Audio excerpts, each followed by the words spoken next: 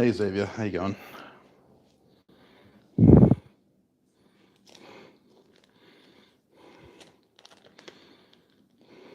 How are we this evening? Or morning, wherever it is that you are.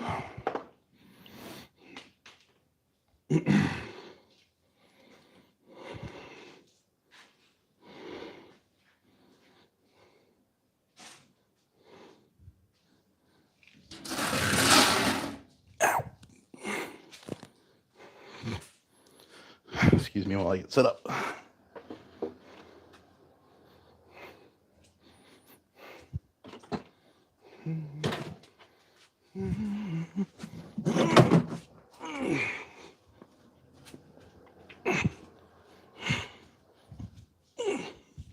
Ow, motherfucker.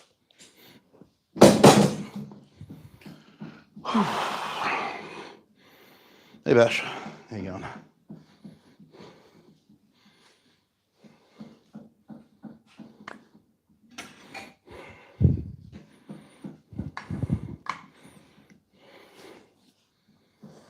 Doing a bit of heat trading tonight.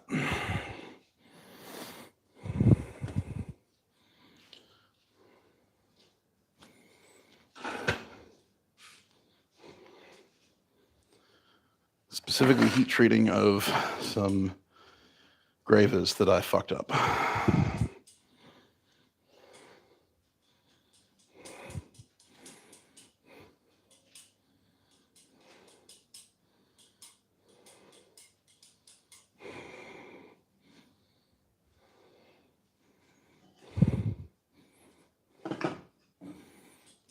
Doesn't need to be stable. It's fine. Hey Paul, how you going?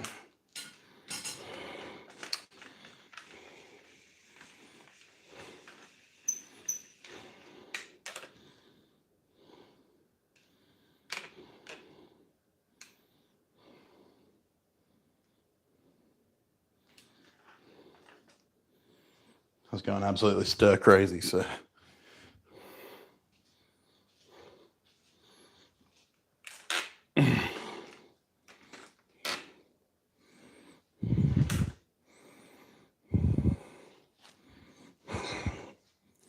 I decided I'd go live.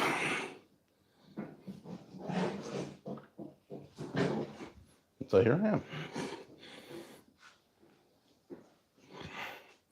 It's not going to be anything super exciting. Just me, my oxy torch, pair of tongs, and a bunch of gravers. The show was pretty hectic, I will admit. Not that one, not that one. That one, that one, that one, that one, not that one. That one.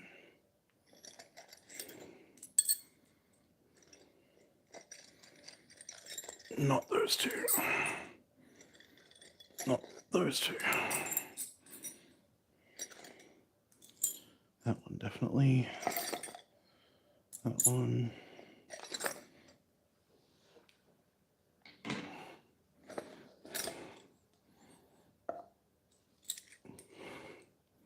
Not that one. That one. That one. That one. That one. And that one. Sorry if I can't see your chats. The camera's far enough back that I can't actually touch the screen to see if I've missed anything. So I'm going to have to look up occasionally to catch it.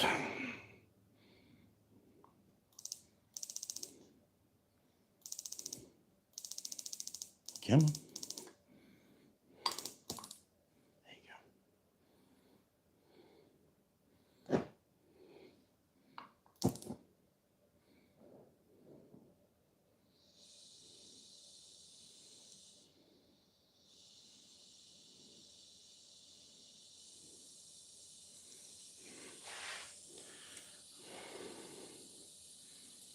So first is the normalization cycles.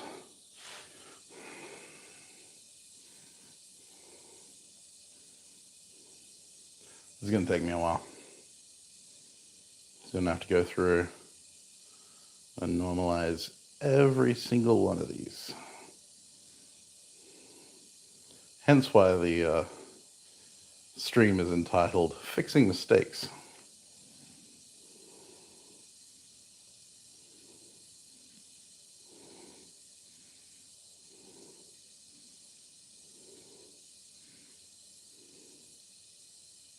That's one.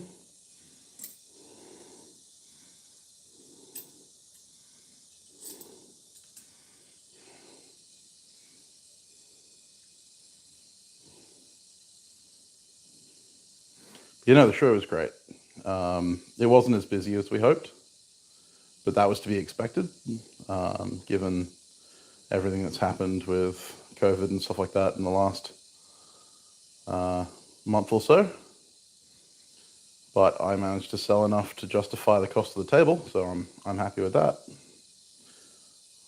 It was a very stressful couple of weeks leading up, and so I've taken the last couple of days to just kind of recuperate my brain. And now I felt in a position where I could be online again. I'm hoping to film a couple of videos very soon. I've actually been offered my first sponsorship possibility, so I'm waiting to hear back from the sponsor as to whether or not they actually want to go ahead. But it's looking good. It's looking promising. So that's good. G'day, Jack. Yeah, I sold a little bit. Sold half the hammers I took. Sold one axe, two knives, one blacksmith's knife and a little hunter that I'd made a while ago. And I sold a guillotine tool. And now what was left over is now on my Etsy store. So the guillotine tool, the other guillotine tool, there are 4 hammers and 2 hex hawks are on my Etsy store right now. I made them live about an hour ago. If you're interested in purchasing one of those, head on over to my Etsy. I think it's linked in the description, if the description filled out properly, as it should, but sometimes it doesn't.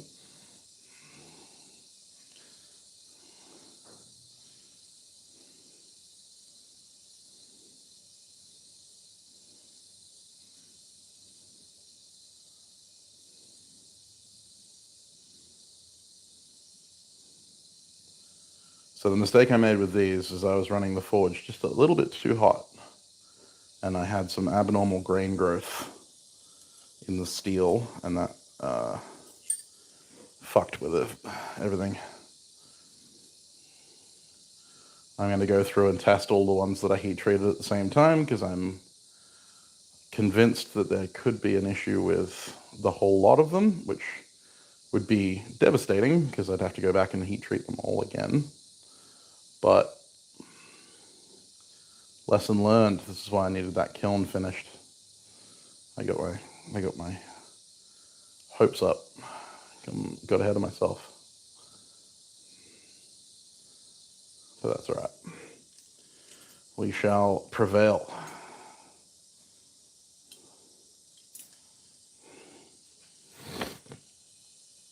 Hope you're all having a fantastic weekend, or had a fantastic weekend, wherever you are.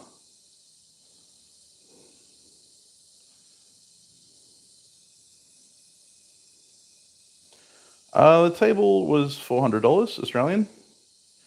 And then I had a hotel room for 2 nights at the hotel there. It's $175 a night. So total facility cost was $750.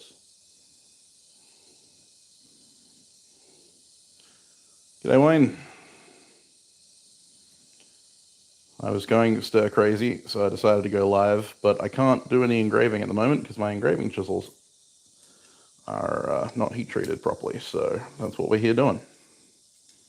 Now, I would be using my map gas torch for this, but unfortunately, whoever put away the map gas torch, I don't know if it was me or Andy, the last time, left the spout open. And so it just bled all of the map gas into the atmosphere. and I don't have any spare bottles, so I need to invest in a couple more.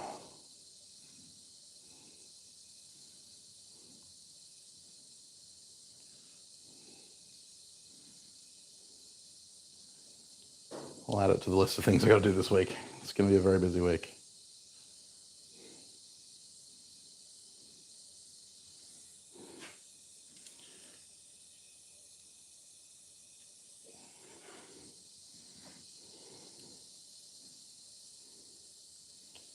I'm running this torch at a very low pressure.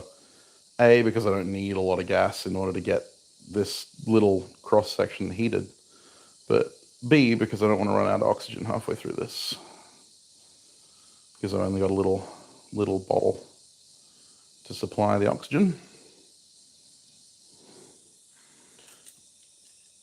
We're almost there. Just 4 more.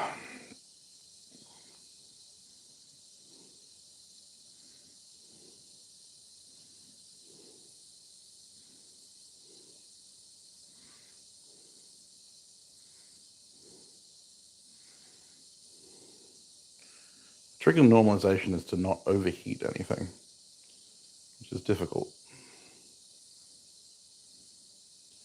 especially when doing this by eye.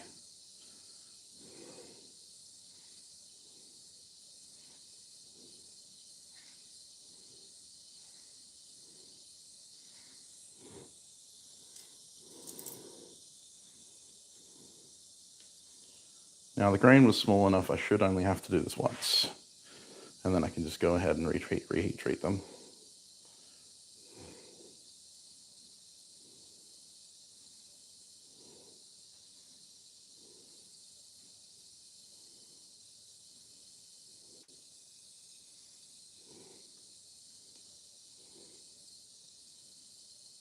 The reason I'm doing this is because I use these to finish the inlay on the Viking crossbeam that I did with the braided wire inlay, and I was having some significant shipping issues.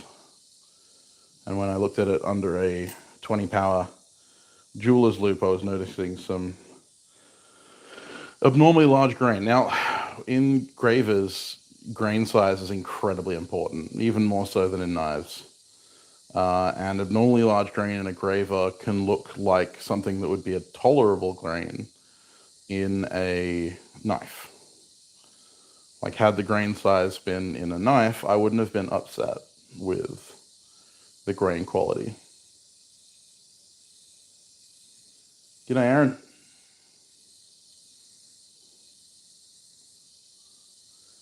Yeah, shows are more expensive here in Australia.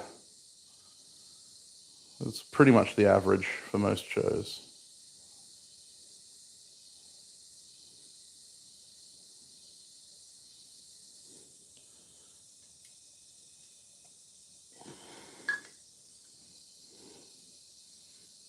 Okay, last one.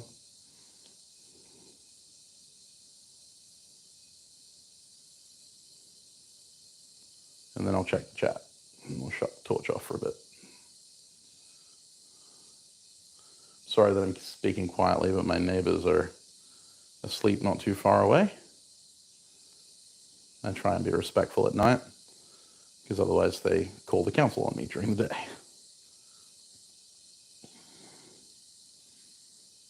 A little bit of respect goes a long way. There we go. All right.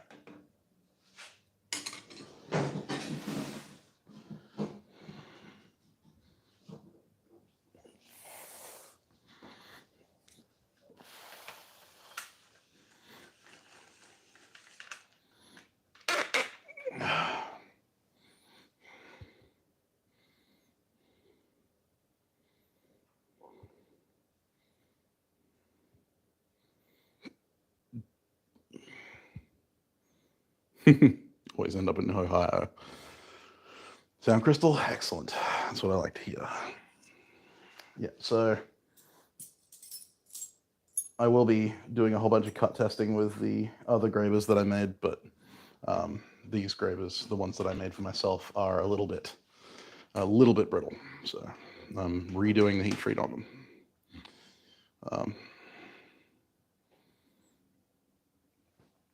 Yeah, but I brought home two of these and two of these that are up on the store. I also brought home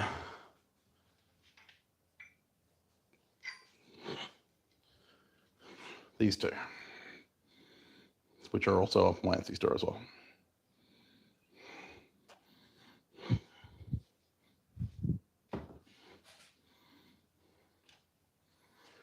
And the other thing that didn't sell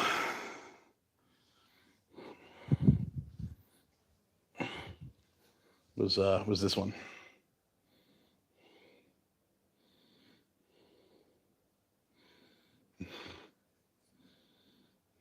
This one hasn't sold yet. I just got the professional photos from the show back, and this will be going up on my Etsy store either tomorrow or the day after, unless someone buys it from me before then.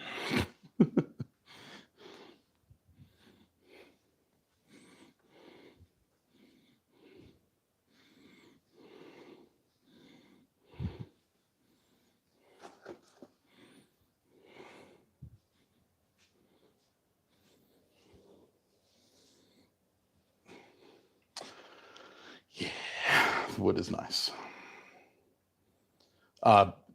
Not even a quarter, or no, not quite a third, sorry, of the numbers we've had in previous years, Aaron.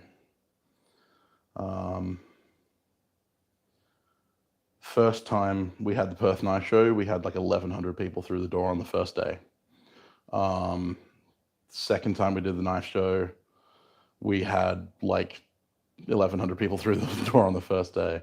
I think the last one we had something like 1,300 through the door. It was insane. This weekend we had less than 500 through the door on the first day, and less than 300 through on the second day. So yeah, a significant downturn. But you know, it is what it is. Nothing we can do about it. I have not got the Kiln wired yet. It is currently still sitting in pieces. I still need to get on that. I was actually talking with D Hedges, who is a good friend of mine, who I've spoken about a number of times, and she actually outlined the best way to go about wiring this. I was going to get a whole bunch of like adapters and connectors and shit that I needed, or I thought I needed, but apparently I can just hardwire it in wherever the PID controller is, because Andy is cleaned up, which is great, but means I can't find anything.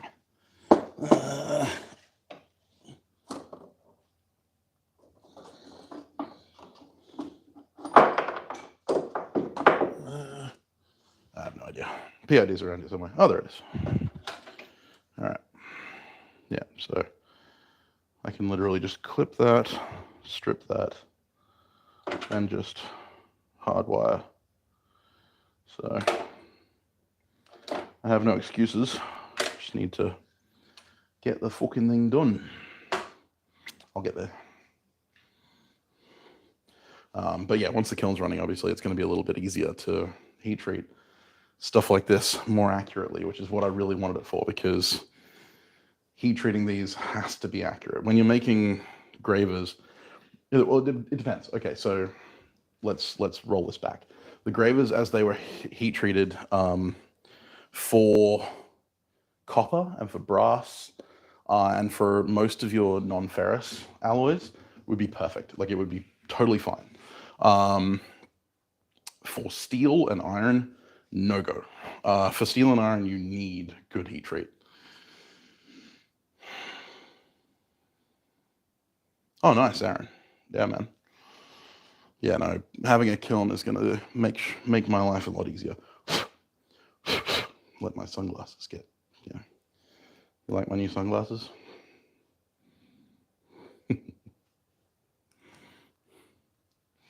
It's very German villain, kind of. I don't want you to talk, Mr. Bond. I want you to die.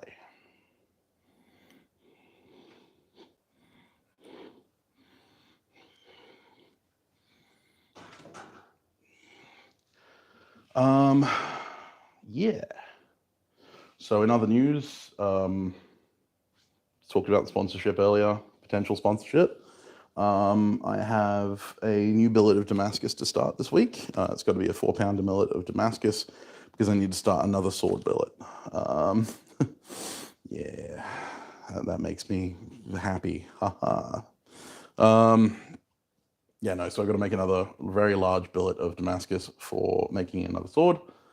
I got rid of the other sword billet because it just wasn't making me happy anymore. I ground it and all that kind of stuff, heat treated, but it just didn't fit my needs. It didn't match my quality standards. So I'm doing it again because these are the sacrifices we make as bladesmiths. We've got to sacrifice time for integrity. And some people have argued that my customer probably wouldn't have noticed, and I'm like, I don't care because I noticed. We record the Forgecast on Thursday nights. At the moment, we're recording the day before we upload. Normally, we record a week in advance, but we've kind of been stuck behind for a while because we've been massively busy, and Alex has been sick, and I've been unwell, and it's just not been conducive to good interview practice. But tomorrow night, we're interviewing probably one of the coolest people we've interviewed. Like, that's saying a lot because we've had a lot of people, but we've been looking forward to this interview for a long time. And yeah, I'm super excited, especially because this person's actually purchased a piece of my work thanks to the fact that we've been talking to them. And I'm terrified because yeah. So yeah, anyway, we'll see. You'll find out on Friday who it was that we interviewed. But yeah, no, I got an Etsy order from this person and went absolutely fucking apeshit because I was like, oh God, I don't want to put this thing in that person's hands. It's only 8:30 at the moment, 9 o'clock. 9 o'clock, just went 9 p.m. So yeah, not that late. Not that late. But I have some engraving work to do over the next couple of weeks. I've got some projects that I've been putting on the back burner for a while now and need to finish. For some friends, not for money, unfortunately. But then I've got a couple of blade commissions that I need to work on. So the next couple of weeks, the content you're going to see from me is going to be chalk talks. It's going to be mostly educational content. I will try and do a build video every now and again.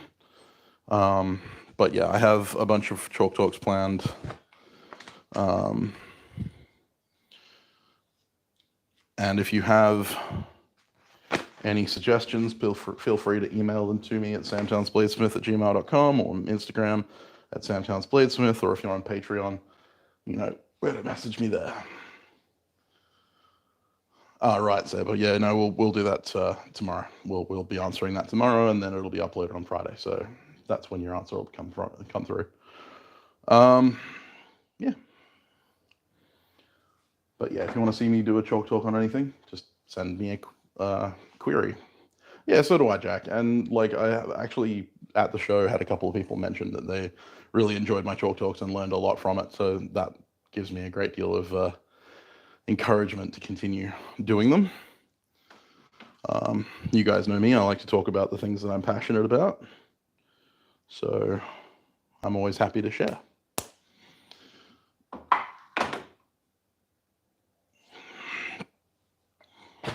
Anyway, it should be nice and normal now. We have normalized them. They're as normal as it's going to get in this shop.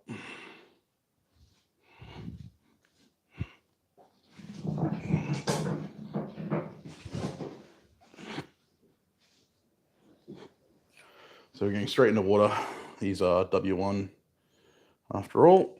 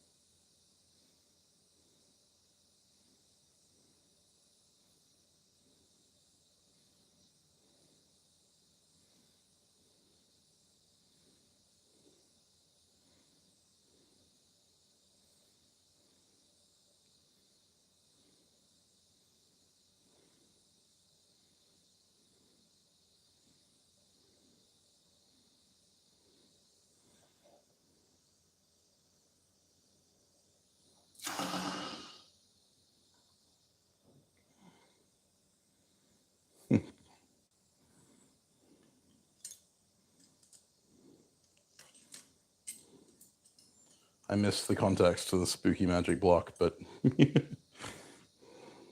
whatever it is, I concur. Hey, Linda, how you going?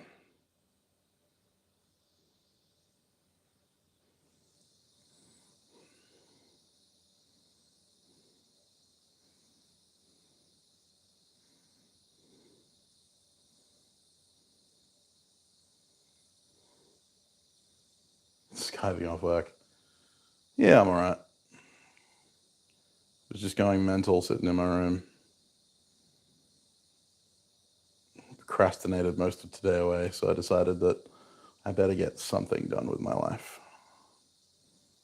And I also haven't been on my YouTube channel very much recently, either in pre-recorded content or in live streams, except for the Perth Knife Show live stream, which I do annually anyway.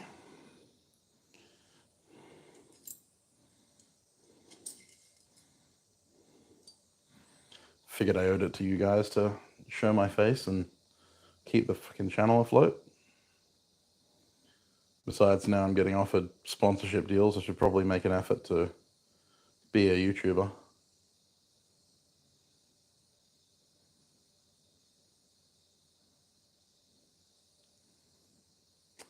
Yeah, it's been kind of a month of those days, Aaron, so...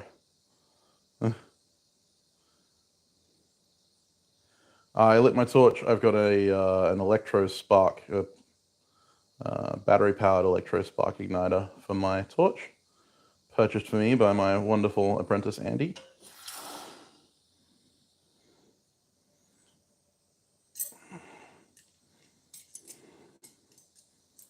It's this little gadget here.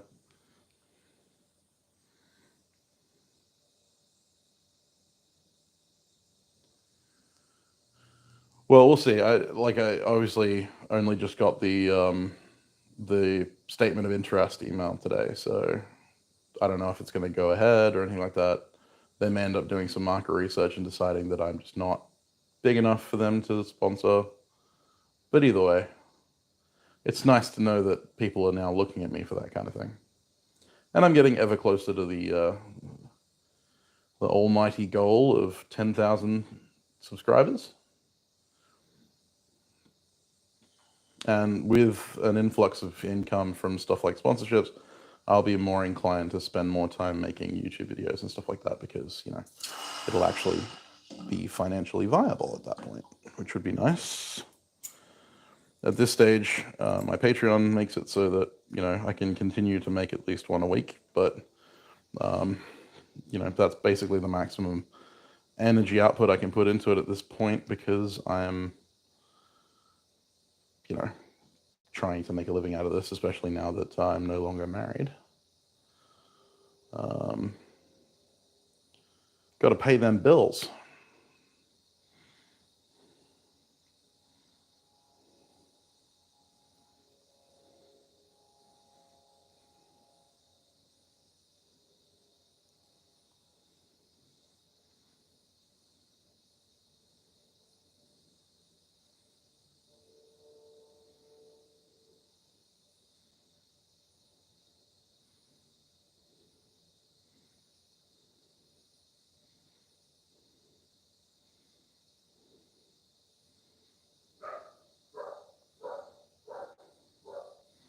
Just very slowly taking it up to temperature. I don't want to overheat them because that's what made me have abnormal grain growth in the first place.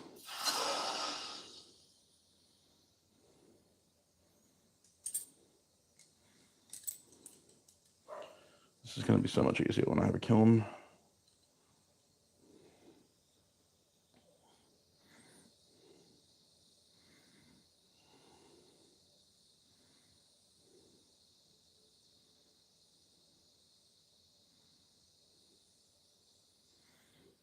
Crank it up a little bit.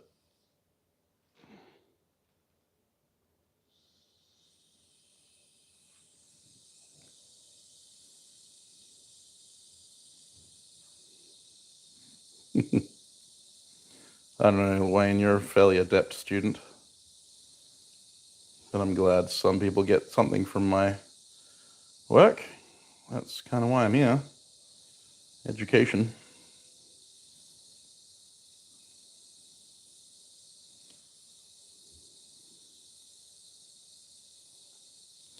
I also may have someone who's coming on as an editor for a while. We're going to do a trial run pretty soon to see if they do an all right job and enjoy the work. In which case, I might be making more content because I won't have to worry about all the time I have to spend editing. So, really becoming a professional YouTuber. Wouldn't that be nice?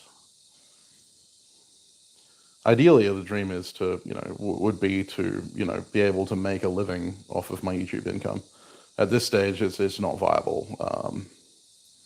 I don't make a lot from YouTube itself. I make a little bit from Patreon, and I'm grateful, ever so grateful for my patrons.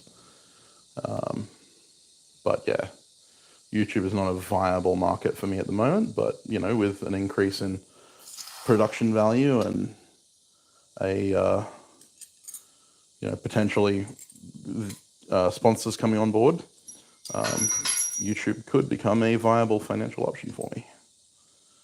And that would take a great deal of pressure off me. Obviously, it's a different kind of pressure that I would be put under, in that I would have to start creating more content and stuff like that. But if I'm less worried about putting like stock out of the door, then I can put more time into creating content. At the moment, I find it difficult to balance my need to make stock to sell and my want to create content for you guys, educating and sharing builds and stuff like that. So if I could find a way to get past needing to sell stock, then I could make more time for making cool videos. Vis-a-vis Alex Steele. Though not quite what Alec does. That's not my style.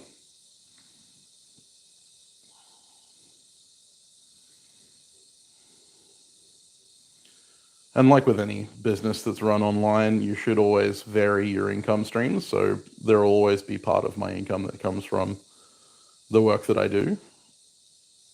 I would never stop making stuff like hammers and axes and custom knives, but I wouldn't have to rely on it as much.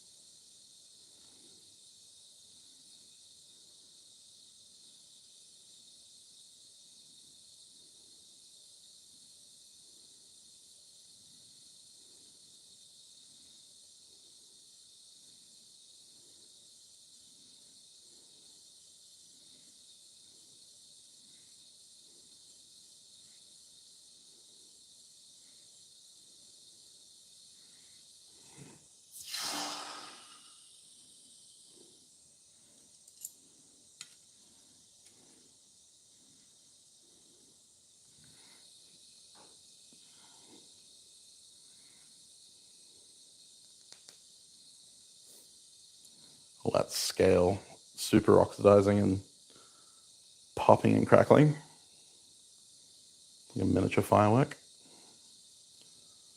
That's, the iron atoms in the scale actually burning, and that's what causes that sparkler-like effect in like grinder sparks. Funnily enough,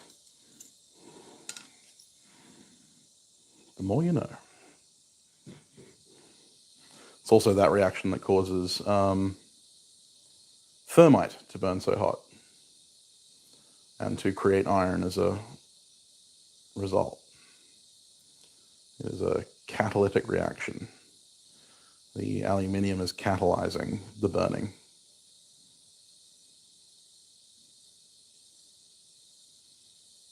Of the iron oxide.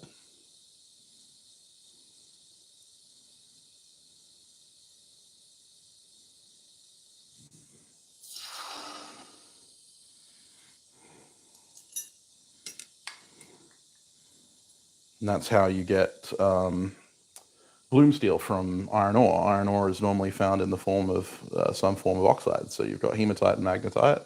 You've also got limonite and a bunch of other stuff, but hematite and magnetite are general, and hematite is your red iron oxide, normally Fe2O3, is non-magnetic, and obviously contains less iron per, volume of weight, per measurement of weight, whatever it is, than magnetite. Magnetite is called magnetite because it is magnetic, funnily enough, and it is Fe3O4. Normally called mill scale or forge scale or whatever you want to call it. And you'll notice that large amounts of forge scale tend to be magnetic and will stick to the sides of things that are magnetic. And the reason for that is because they have more iron in the molecule. So on a molecular level, it behaves much as iron does in its magnetic properties. It has enough iron elements to align under a magnetic force. And now I just need to take a stone to each one of these to give me some clean steel to see the colors. Because we're going to torch temper all of these the old-fashioned way. I'm gonna pull a Ford Hallam.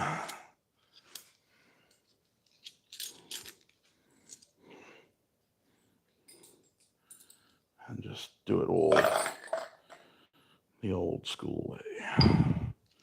No school like the old school.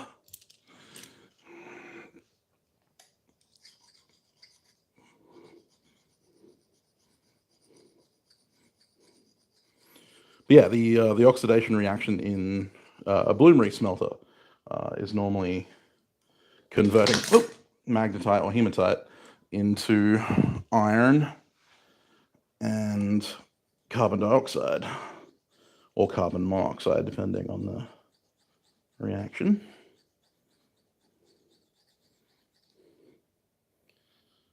The carbon often being supplied by the burning medium, like coal or charcoal or whatever it is that you're using to melt the bloom. And that's why, well, it doesn't technically melt it. That's why we don't consider bloomery steel melted. It becomes semi-liquid because basically you are congealing iron from the oxide.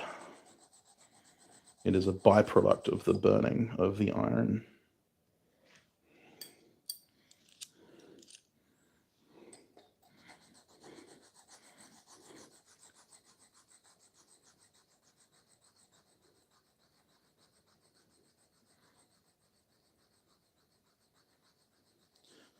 Are you guys talking about the handle on the Hexhawk? It's Fiddleback Otway Blackwood. It is a blackwood. Apparently the blackwood is part of the wattle family. It's an acacia. For those of you who didn't know. I didn't know that until the show, where we met an arborist who gave us a little bit of a rundown on the speciation of blackwood, which is kind of cool. You meet all kinds of cool people at shows.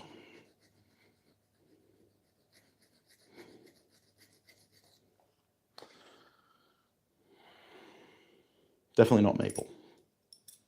It is an Australian native wood, and maple is not native to Australia, much as it wants to be. Much as we want it to be.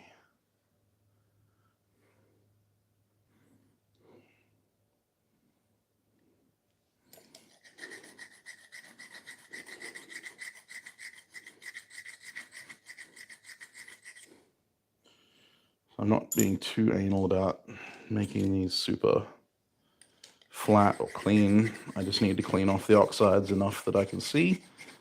I'm going to take these all to a wire wheel afterwards anyway, so it's going to make the coloration more uniform in the structure. You could do what Ford does in a lot of his stuff and make the sides all perfectly flat when you're making the graver with a diamond stone. That would probably make a lot of your sharpening and stuff a lot easier. I probably should do that, but I'm lazy. And that would also mean that you could clean off the surface a lot easier too. But I'm just gonna deal with it. Use my subpar, not flat chisels.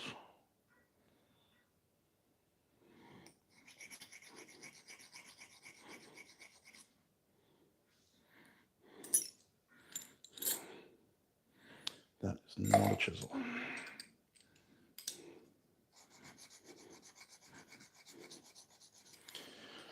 So I won't be putting up the sets for sale. I'm kind of glad I didn't sell them at the show, to be honest. Because like I was considering that it might have been only my set that was the problem, but I heat treated them all at the same time. So if my set are a problem, then all of the sets are a problem, which means that I need to go back to the drawing board, reheat treat them all. After I've cut test them. I'll cut test them, I'll be a little brutal with them. And if they hold up, then I'll sell them. If they don't, then I will reheat treat. And now that I've been told that I need to rewire that just hardwired without the fittings, I'll just do that, and hopefully we'll have that up and running in the next week or so. I've also got to work on a piece for this person that we're interviewing for Friday, and I've got to work on a sword and 2 daggers. I'm just, the work never stops. People, were messaging me going, "Oh, you're more relaxed after the show," and I'm like, not particularly. The work hasn't stopped. It's just different now.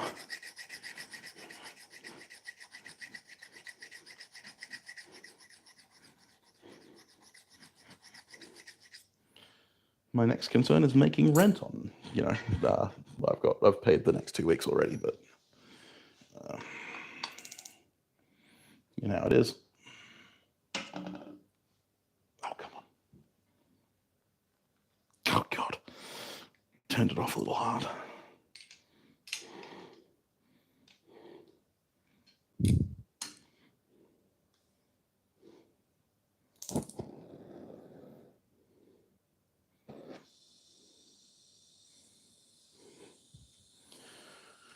Okay. And so now I just heat behind the point where I heat treated it before, use the light, and shoot for bronze or gold straw color.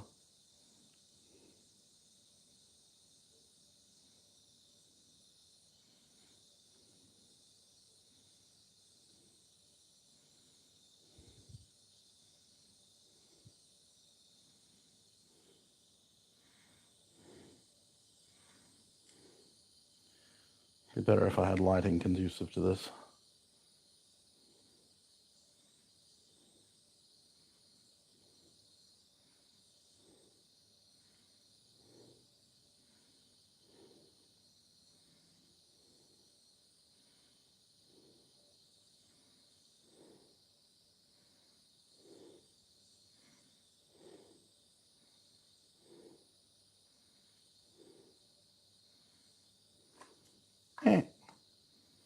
Don't move. There we go. That corner a little more.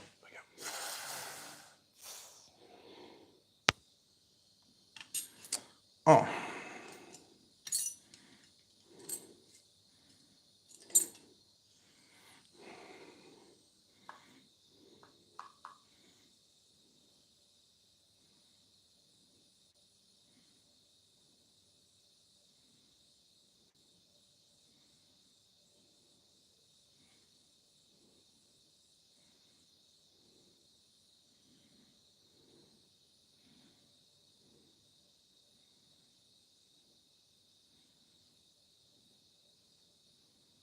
This step kind of requires a bit of focus, so apologies if I'm not watching the chat too carefully.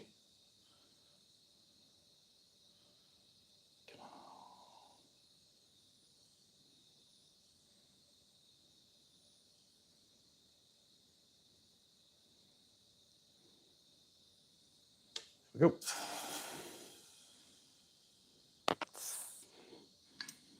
Ooh, Barracuda.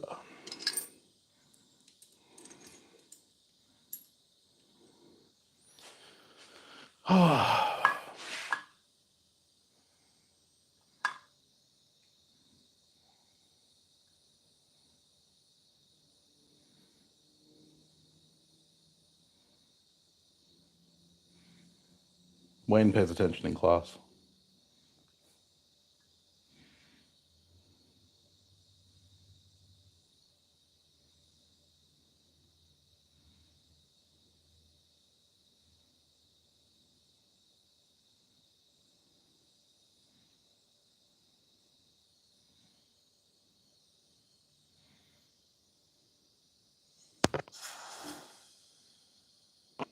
Yep. I don't like this method as much because it doesn't give you as much graver life, because, you know, obviously the length of the heat treated portion is a little bit smaller than you would have on another, like if you just heat treated this stuff. But needs must.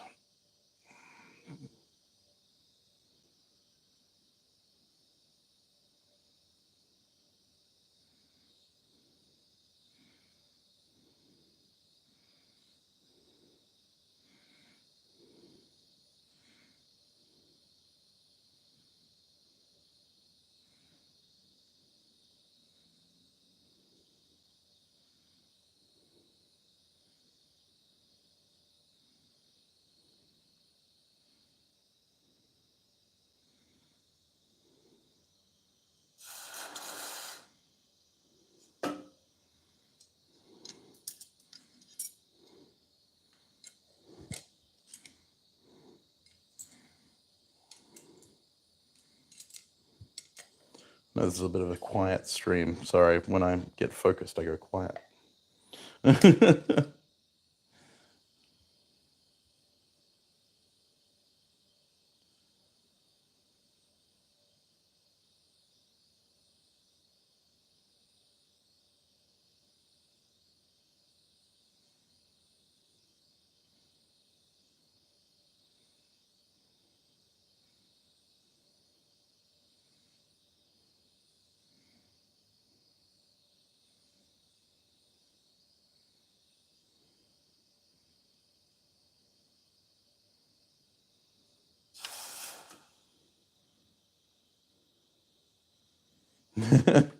I do that occasionally, you know, stick the tongue out, but apparently it's only just occasionally. A lot of the time I find that my bottom jaw sticks out, like I'm like, you know, my mouth hangs open. I look like a Cro-Magnon.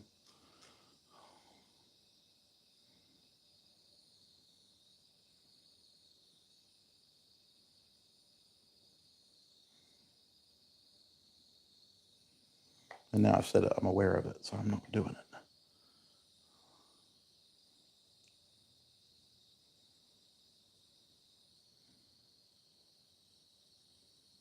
I can't tell what the color is because that surface is so fucking small. So I'm gonna have to rely on my sixth sense too. That'll do.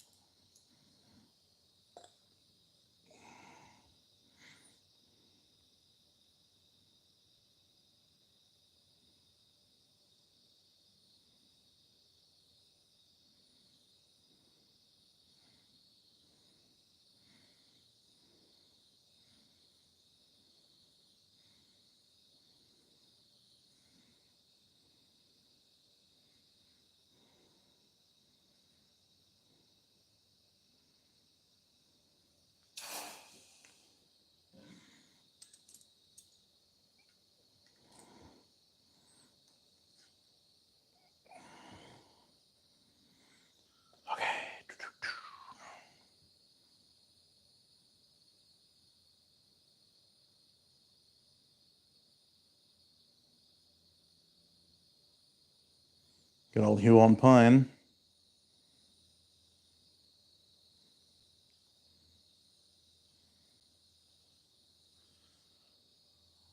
It's great when stabilized. Don't use it unstabilized. Shit is warpy as hell.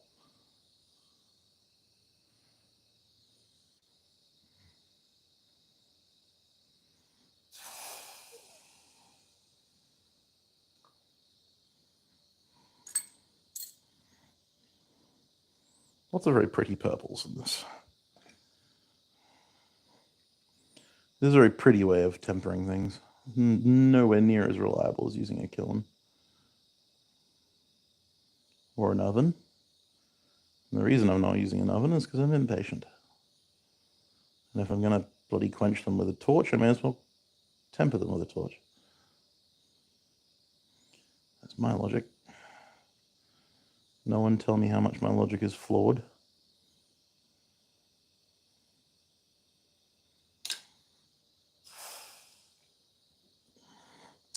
I already know. And I already don't care.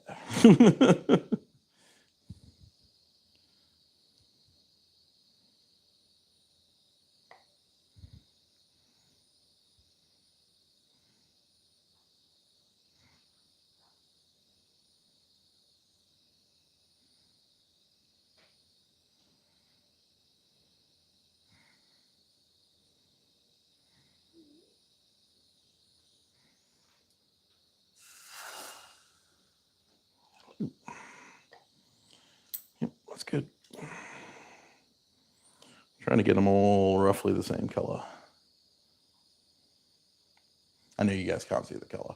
You're just staring at me, staring at this stuff. Sorry that it's boring. My tech-savvy friend may be helping me with wiring up the internet in here, which means that we can get better quality streams going at some point.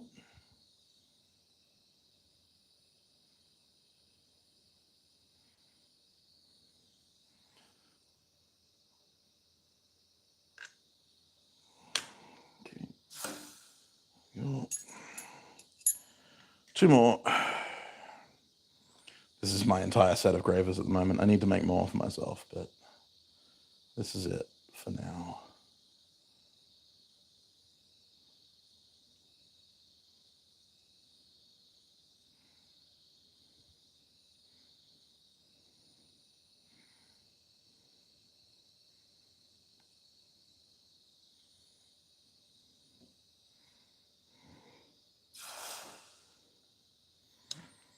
See you later, whoever's saying goodbye. I can't see your name. I'm sorry.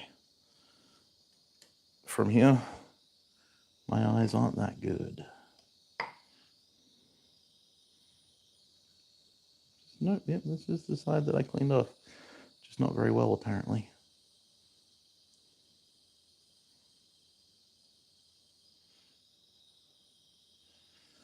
Just try and find a piece of light that helps me.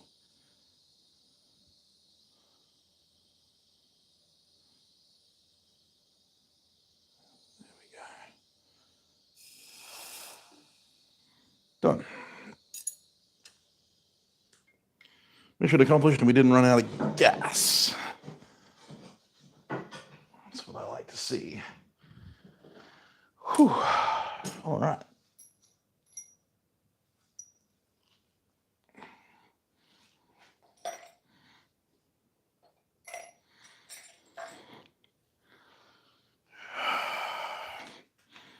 My legs are getting eaten alive by mosquitoes at the moment. See you later, Aaron. Hey, it was Justin. Hey, Justin, thanks for checking in, buddy.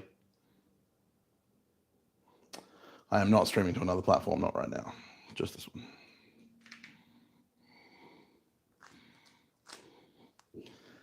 All right, so that's all of my gravers now heat treated. Hopefully better.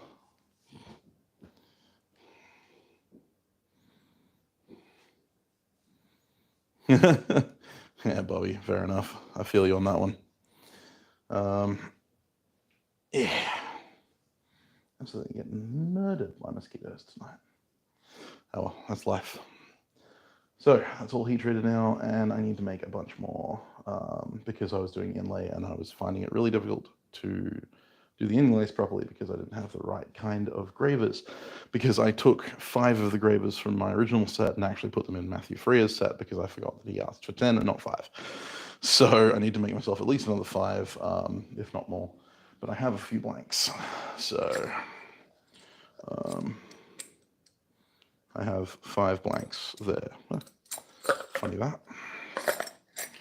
And I have the stock to make much, much more because Brandon Snip was awesome enough to send me a whole bunch of W1 tool stock to make some more gravers. He also sent me some titanium, which is kind of cool. Anyway, I just thought I'd jump on stream for a little while and show you what I was up to.